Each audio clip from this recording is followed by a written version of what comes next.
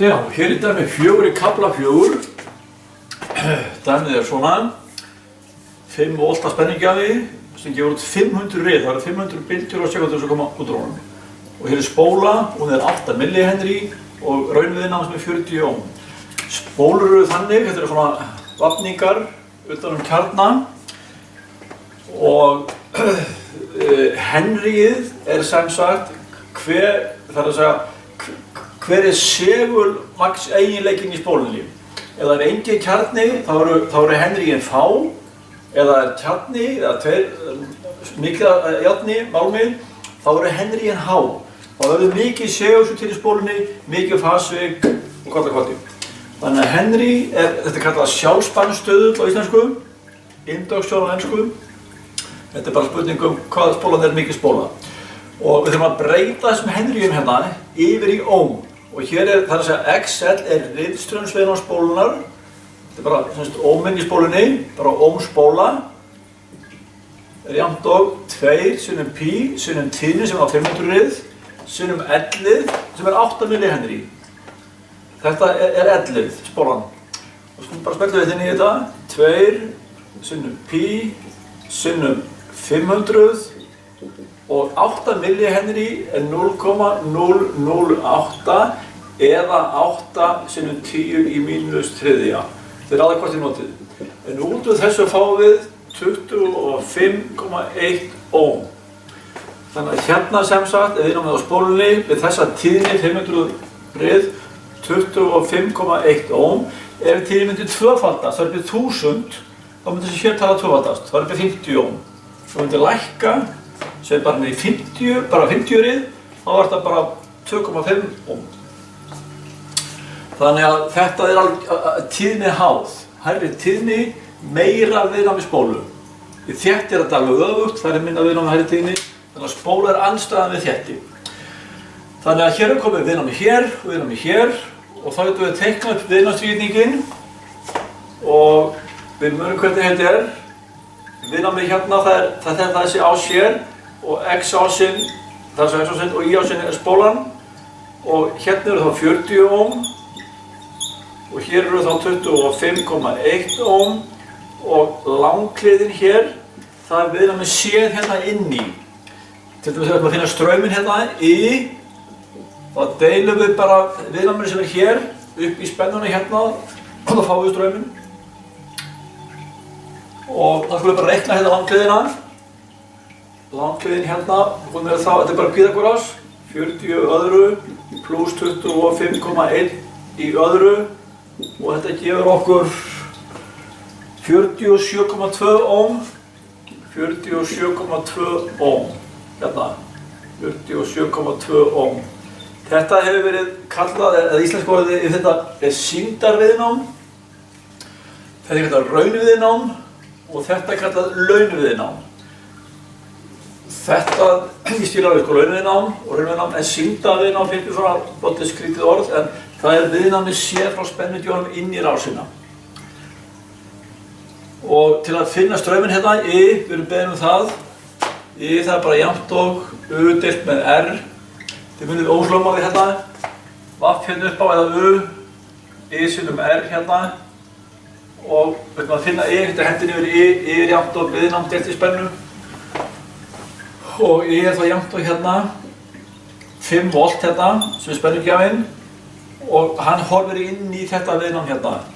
47,2 ohm.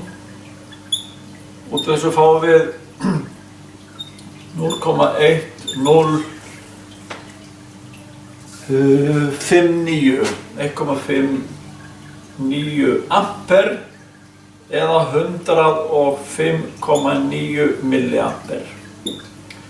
Mætti það geta upp í 106 milliampere. Þannig að í hérna er jafnt og 106 milliampere. Og svo hann fer hér niður og hér niður og hér, hann er svo sami allstaðar.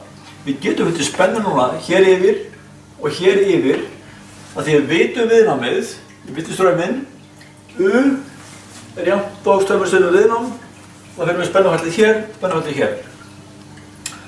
Og svo bara gera það fyrst. Þannig að UXL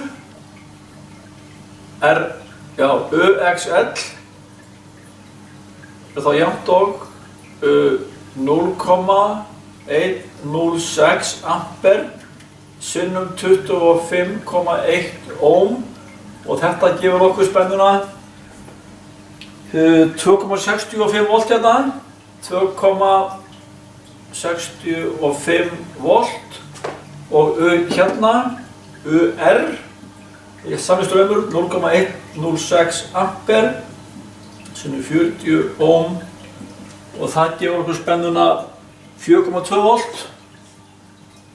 4,2 volt. Þannig að spenna hér er 4,2 volt og spennan hérna er 2,65 volt og sjáu þið þessar spennur samanlagðar eru 6,8 volt. Hér er bara 5 volt. Og ástæðan fyrir þessu er einfaldlega fasvikið. Og spennutrýtingurinn, hann væri það bara svona. Hérna væru þá 4,2 volt og hérna væru 2,5 volt. 2,65 volt. Svona. Langhliðin er spennugjafinn, 5 volt. Spennurnar eru út úr fasa við einhverju horni hérna. Sama hornið og hér á, þetta er viðnámaþrýtingurinn, þetta er spennuþrýtingurinn.